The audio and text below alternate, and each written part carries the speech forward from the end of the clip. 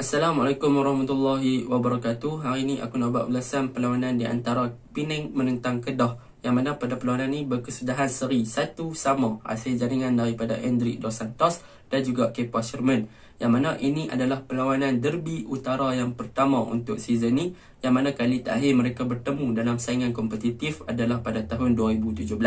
Okey, perlawanan semalam berlangsung di Stadium Bandaraya Pulau Pinang, yang mana keadaan padang dalam stadium tersebut agak teruk, yang mana padang dipenuhi dengan air-air yang bertakung, padang berada dalam keadaan yang becak, licin dan sebagainya, yang mengganggu aksi kedua-dua pasukan pada perlawanan semalam.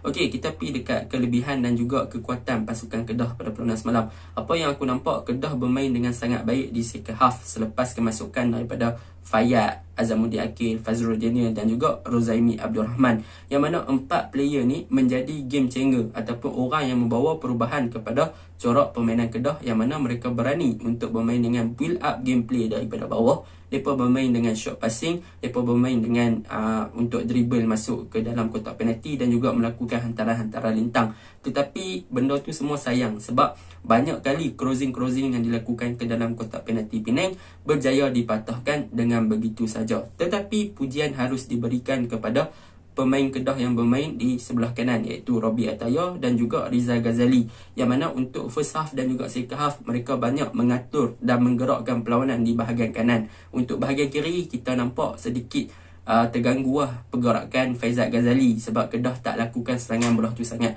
Jadi selepas second half dengan kemasukannya Azamuddin Akil, bahagian kanan Kedah juga lebih mendominasi apabila Azamuddin Akil sendiri yang menggerakkan pergerakan yang menyebabkan gol penyamaan kepada pasukan Kedah. Manakala selepas kemasukan Fayyad, barulah kita nampak yang belah kiri itu hidup dengan gandingan Fayyad dan juga Rozaimi Abdul Rahman pada second half. Sebelum tu kita nampak belah kiri memang macam tak hidup. Duk tengok Kedah duk attack belah kanan sahaja.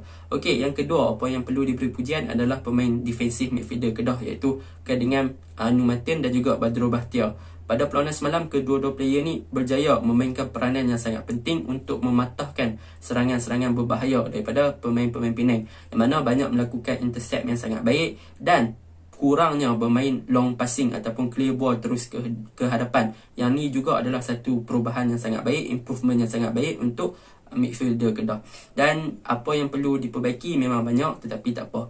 Okey, untuk gameplay semalam kita boleh katakan yang kedua-dua pasukan agak seimbang. So aku nak sembang pasal kelemahan dan juga kekurangan pasukan Kedah pula.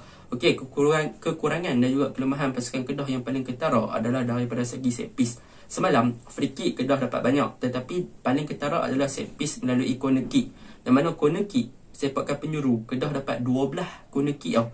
Yang mana 12 corner kick ni Kedah tak berjaya hasilkan sebarang percubaan langsung ke arah gawang Penang, yang menyebabkan tiada shot on target, tiada off target pun tak ada pada perlawanan semalam yang dihasilkan melalui corner. Padahal Kedah ada 12 corner, yang mana kalau kita lihat season sebelum ni, Kedah punya corner kick agak berbahaya sebab ada Renan Alves, tapi Renan tak ada perlawanan semalam, injured. Kedah ada Syakir Hamzah tak ada juga perlawanan semalam sebab Perak. Jadi aku rasa Kedah boleh perbaiki daripada segi set pieces, yang mana melalui corner kick 12 corner rugi tak boleh jaringkan walaupun satu gol.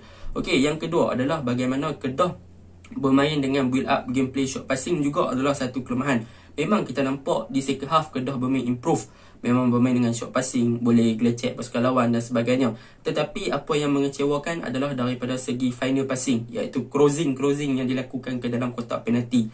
Yang mana crossing ataupun hantaran lintang yang dilakukan oleh pemain Kedah pada perlawanan semalam tidak berjaya menemui target man mereka, iaitu Kepa ataupun Kipre dalam kotak penalti. Yang mana mereka berdua ni telah di-tight makin oleh defender pasukan Penang, iaitu Ryuji Otomo dan juga Rafian Victor, yang menyebabkan hantaran-hantaran yang dilakukan ni sia-sia sahaja sebab boleh di-clear begitu sahaja oleh pertahanan Pulau Pinang. Itu yang paling ketara kelemahan Kedah. Yang ketiga, kelemahan Kedah juga adalah daripada decision making, ball control dan juga first touch. Seperti mana perlawanan-perlawanan sebelum ni, first touch Kedah agak teruk sikit dan juga finishing Kedah. Sepatutnya Kepa dan Kipre ataupun bahagian tengah Kedah perlu lebih berani untuk shoot daripada luar kotak penalti, sebab kita faham keadaan padang yang basah, takungan air dan sebagainya mungkin boleh memberi advantage kepada penyerang sebab bola licin, keeper mungkin tak dapat tangkap, bola terlepas daripada genggaman keeper dan sebagainya.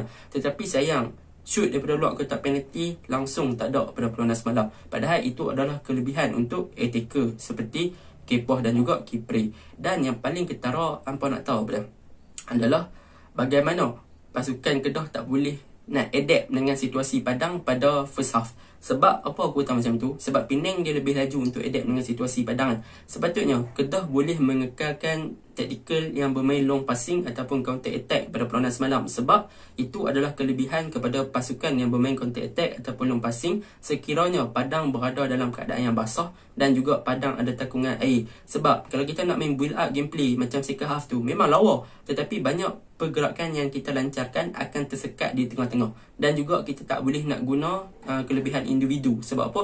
Sebab kalau kita nak dribble, bola akan tersekat atas ayak. Kalau kita main long passing semalam, memang kuasa Kedah boleh makan lah. Kalau Kedah main macam lawan Sabah hari tu, semalam mereka boleh makan Penang. Tetapi sayang, long passing pula tak digunakan sebab mereka nak main short passing. Jadi aku rasa sepatutnya tactical coach ni, dia perlu lihat kepada keadaan padang dan juga semua kondisi dan sebagainya. Sebab tactical takkan berjaya kalau keadaan padang tu macam tu kan. Kalau main short passing dalam keadaan macam padang semalam memang takkan berjaya kan. Itu yang pertama yang paling ketara yang perlu kita lihat. Itu sahaja ulasan aku untuk pasukan Kedah. Secara overallnya Kedah bermain dengan sangat baik dan cemerlang lah. Cumanya sayang kualiti hantaran, crossing, set piece, finishing semua masih kurang. Perlu diperbaiki lagi kalau nak bersaing dekat AFC Cup. Kalau macam semalam susah sikit nak bersaing dekat AFC Cup kan. Bukan susah, memang susah susah. And kita perlu harapkan keajaiban dan juga improvement untuk next game dan seterusnya. Maybe baru 3 game orang kata, tetapi Liga setiap perlawanan adalah bermakna. Bukannya kira baru 3 game, tapi setiap perlawanan adalah bermakna yang membawa mata kepada pasukan. Okey, kita pergi dekat pasukan Penang pula. Aku suka tentang pasukan Penang. Apa yang aku suka dan juga kelebihan pasukan Penang. Yang pertama adalah bagaimana mereka adapt dengan situasi ataupun keadaan padang yang becek dan juga dipenuhi takungan air semalam. Yang mana mereka bermain dengan sangat-sangat pandai dan menggunakan otak. Iaitu mereka bermain dengan hantaran tinggi. Mereka buat passing half body, mereka main lock passing, mereka buat chip passing dan sebagainya. Yang mana mereka tahu bola kalau mereka buat bola lerek, mereka main short passing pada perlawanan semalam, benda tu akan merencatkan aksi mereka, akan mengganggu. Jadi mereka main dengan hantaran yang jauh. Yang mana bila masuk ke dalam kawasan ayak banyak, mereka akan buat long passing, mereka akan buat lock passing, mereka akan buat bola chip dan sebagainya untuk memastikan pergerakan bola tu sentiasa terkawal. Jadi benda ni memerlukan kualiti daripada segi first touch, ball control dan sebagainya. Dan pemain Penang mempunyai kualiti first touch dan juga ball control yang sangat lawa, lebih daripada pemain-pemain Kedah. Tu sebab mereka boleh bermain long passing dengan cemerlang pada perlawanan semalam. Walaupun ada lah gerakan-gerakan yang mereka dribble, mereka masuk dalam ayak tu semua. Tetapi apabila masuk dalam ayak, mereka akan cuba bawa bola tu keluar daripada ayak dengan buat hantaran jauh ataupun change side kepada side yang tak ada kawasan takungan ayak sangat pada perlawanan semalam. Itu yang pertama aku suka tentang Penang. Mereka adapt dengan keadaan padang dengan cepat. Yang kedua, apa yang aku suka tentang pasukan Penang adalah pertahanan mereka yang sangat solid, iaitu back four mereka. Full back mereka Quentin Ching, Azmeh dan juga gandingan pemain tengah. Back tengah mereka iaitu Rafael Victor dan juga Ryuji Otomo. Yang mana mereka ni mempunyai otak juga bermain. Yang mana kalau kita tengok gandingan Ryuji Otomo dan juga Rafael Victor ni, mereka kalah daripada segi speed. Yang mana Kedah banyak kali nak masuk ke dalam kotak penalti Penang melalui speed. Tetapi Rafael Victor dan Ryuji Otomo ni dia pandai, dia buat smooth fall. Yang mana mereka buat badan jatuh, mereka tarik player Kedah. Yang mana fall ni adalah fall yang besar. Jadi pengadil akan bunyi whistle bagi fall. Benda tu menyelamatkan gawang mereka daripada dibolosi. Dan apa yang paling penting semalam, Rafael Victor juga melakukan sliding tackle yang sangat cemerlang apabila dia berjaya tackle bola yang ada di kaki Kipre dalam kotak penalti dengan on timing gila dan menyebabkan selamat gol Penang daripada dibolosi. Cumanya ada beberapa small mistake yang di akhir perlawanan yang menyebabkan Penang akhirnya tertewas 1 gol dan gol penyamaan. Tapi okey lah, bawa 1 mata. Itu yang aku suka tentang Penang yang kedua.